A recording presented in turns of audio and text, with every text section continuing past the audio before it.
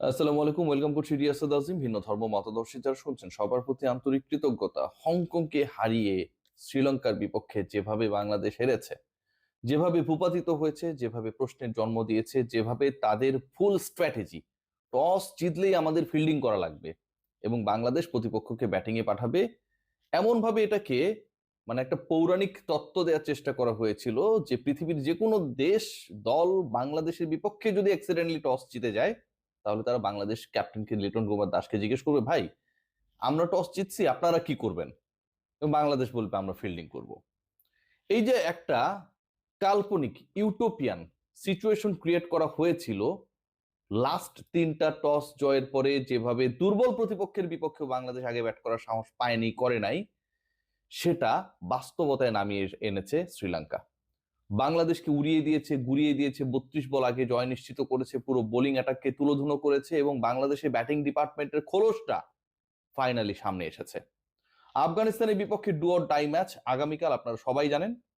এই ম্যাচে বাংলাদেশকে জিততেই হবে, মানে একদমই জিততে হবে, এর ডানে বামে কোনো আলোচনা হবে না। এবং সেই ম্যাচের আগে অনেকগুলো প্রশ্ন রয়েছে, অনেকগুলো প্রশ্নের উত্তর খোঁজার চেষ্টা করছে বাংলাদেশ। এক এক করে সেই প্রশ্নগুলোর উত্তর খোঁজার চেষ্টা, সেই আলোচনাটা আপনাদের সামনে করতে চাই। এক নাম্বার হচ্ছে 11-এ কতগুলো পরিবর্তন আসতে পারে। নাম্বার 4-এ যে পজিশনটা রয়েছে তাওহিদ হৃদয়, যেখানে তিনি হ্যাটট্রিক ম্যাচে বিলো 100 স্ট্রাইক রেটে আউট হয়েছেন। 100 কম স্ট্রাইক রেটে আপনি আউট হতেই পারেন বা আপনি ইনিংসটা শেষ করতেই পারেন, সিচুয়েশন ডিমান্ড হলে সেটা হতে পারে। বাট বাংলাদেশ দলের সবচেয়ে এই মুহূর্তে আনপারফর্মার, নন পারফর্মার, চাপ ক্রিয়েটকারী ব্যাটার হচ্ছেন তাহিদ হৃদয়। নিজের উপর প্রেশার তিনি নিয়েছেন।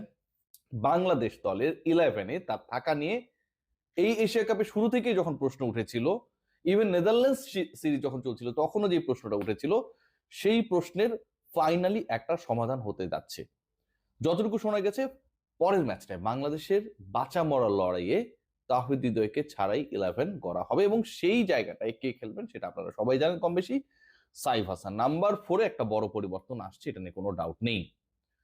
পেস ডিপার্টমেন্টে তাসকিন আহমেদের সবশেষ পারফরম্যান্স গুলো যদি আপনারা দেখেন, খেয়াল করে দেখুন, নেদারল্যান্ডসের বিপক্ষে 2 ম্যাচ খেলেছিলেন তাসকিন।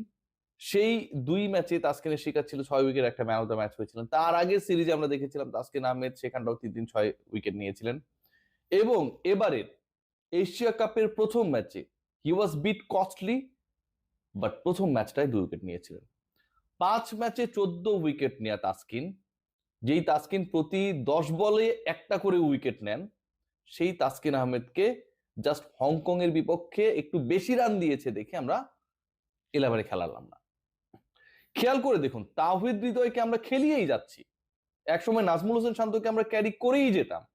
অফ ফর্মের পরেও, ম্যাচের পর ম্যাচে খারাপ করার পরেও, সেখানটায় 5 ম্যাচে 14 উইকেট নেয়া তাসকিন একটা ম্যাচে ইকোনমিক্যাল ছিলেন না দেখে তাকে মহা গুরুত্বপূর্ণ ম্যাচে এগেনস্ট শ্রীলঙ্কা, যেই ম্যাচটা জিতলে আজকে বাংলাদেশের অবস্থাটা অন্যরকম হতে পারত, সেখানটায় বাংলাদেশ ম্যানেজমেন্ট লিটন কুমার দাসের দল ড্রপ করেছে।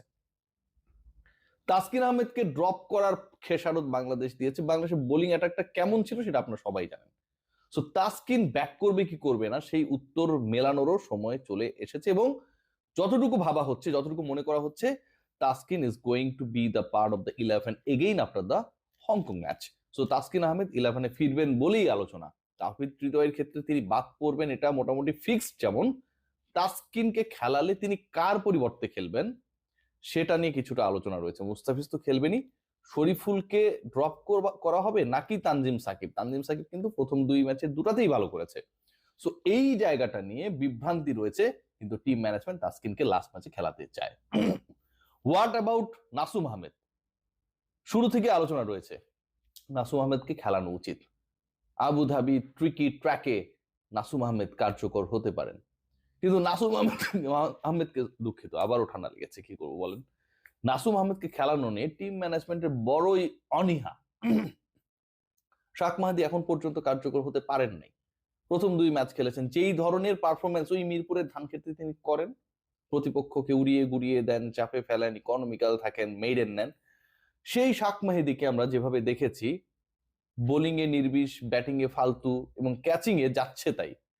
খেয়াল করে দেখুন, বাংলাদেশের ম্যাচটা যেভাবে বাংলাদেশ হারতে পারতো, আরো জঘন্যভাবে হারানোর ক্ষেত্রে শাক মাহাদির ওই ক্যাচিং, এবং একই সাথে নাম্বার 5-এ তাকে মানে মেহেদী হাসান মিরাজের রিপ্লেসমেন্ট ভাবা হয় শাক মেহেদীকে।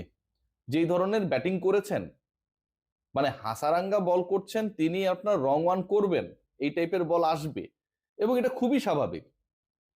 কোনো চিন্তা ভাবনা ছাড়া ব্যাটটা চালাই দিলেন, ব্যাট বলের মধ্যে কোনো ধরনের সংযোগ, সম্পর্ক, রিলেশনশিপ নাই, এলবিডব্লিউ।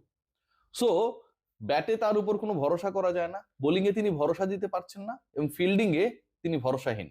সেই শাক মাহিদি বাদ পড়বেন নাকি রিশাদ হোসেন, যিনি প্রথম ম্যাচে 2 উইকেট পাওয়ার পর পরের ম্যাচে একটা ওভারই করার সুযোগ পেয়েছিলেন, ক্যাপ্টেন 1 ওভারের বেশি তার উপর বিশ্বাস রাখতে পারে নাই, সেই একটা ওভারই রিশাদ 18 রান দিয়েছেন। খারাপ ডে যাইতে পারে, বাট রিশাদ যেভাবে বল পিচ করেছেন, যেভাবে তার লেন্থ পিক করতে ব্যর্থ হয়েছেন, যেভাবে তাকে মারার ব্যাপারে কোনো ধরনের সংশয়হীন ভাবেই ব্যাট চালিয়েছিল লঙ্কান ব্যাটিং ডিপার্টমেন্টে যারা ছিলেন সেই সময় ক্রিজে, রিশাদ হোসেনকে আউট অফ কন্ট্রোল মনে করা হচ্ছিল একটা সময়, যে তার বলের উপরে কোনো ধরনের নিয়ন্ত্রণ নেই। যে রিশাদ বিশ্বকাপে বাংলাদেশের জন্য সবশেষ টি-20 ওয়ার্ল্ড কাপে অনেক কার্যকর ছিলেন, হোমে কার্যকর, বাট এখানকার উইকেটে রিশাদ হোসেন সেভাবে কার্যকর হতে পারছেন না। হংকং এর বিপক্ষেও শেষ 2 বলে 2 উইকেট পাওয়ার কারণে ফিগারটা একটু ভালো লেগেছে, শ্রীলঙ্কার এগেইনস্টে হি ওয়াজ এক্সপোজড। সো এই দুই স্পিনারের একজনকে ড্রপ করা হবে। একমাত্র বাঁহাতি অর্থোডক্স যিনি বাংলাদেশের এই মুহূর্তে রয়েছেন নাসুম আহমেদ, এবং নাসুম আহমেদ কিন্তু জাতীয় দলে সবশেষ ম্যাচেস যে 2-1টা খেলেছেন প্রত্যেকটাতেই পারফর্ম করেছেন। মজার ব্যাপার যেটা, তাকে ড্রপ করে রাখা হচ্ছে।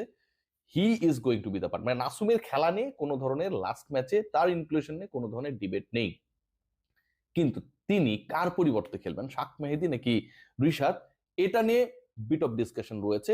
আমার যতটুকু মনে হয় নাসুম আহমেদ যেহেতু বাঁহাতি অর্থোডক্স, আবার রিশাদ লেগ স্পিন করেন, সো বল মানে এন্ট্রি করার ডাইরেকশনটা দুজনের ক্ষেত্রেই অলমোস্ট সেম। সো ওই জায়গা থেকে আলটিমেটলি চান্সের জায়গায় no doubt Nasum is going to be the part of the 11 again, like Saif Hasan and Rishad হোসেনকে ড্রপ করার, রিশাদ হোসেনের 11 থেকে বাদ পড়ার চান্সেস আমার কাছে মনে হয় তুলনামূলকভাবে শাক মাহাদির থেকে বেশি। সো ওভারঅল অন্তত 3টা চেঞ্জ নিয়ে বাংলাদেশ দল দে আর নাও থিঙ্কিং, এবং একই সাথে টস ফ্যাক্টর কিন্তু রয়েছে। বাংলাদেশ দল প্রথম ম্যাচে টস জেতার পরে ব্যাটিং করেনি, প্রতিপক্ষকে ব্যাট করতে পাঠিয়েছিল, এবং বাংলাদেশ দল চেস করতে গিয়ে যেই অ্যাপ্রোচ দেখিয়েছিল সেটা কিন্তু কনভিন্সিং ছিল না। মাঝের 32 বলে বাংলাদেশ কোনো বাউন্ডারি মারতে পারে নাই হংকং এর বিপক্ষে, তাদের বোলিং অ্যাটাকের বিপক্ষে। আফগানিস্তান যাদের এগেনস্টে প্রায় 200 রানের কাছাকাছি করেছিল, বাংলাদেশ 7ম থেকে 12তম ওভার পর্যন্ত সেই একই বোলিং অ্যাটাকের বিপক্ষে একই মাঠে একই টাইপের উইকেটে 32 বলে 5.5 ওভারে কোনো বাউন্ডারি মারতে পারেনি। সো চেজিং এ বাংলাদেশ যে খুব মুনশিয়ানার পরিচয় দিয়েছে অন্তত inaugural of their match in Asia Cup, সেটা করতে পারে নাই।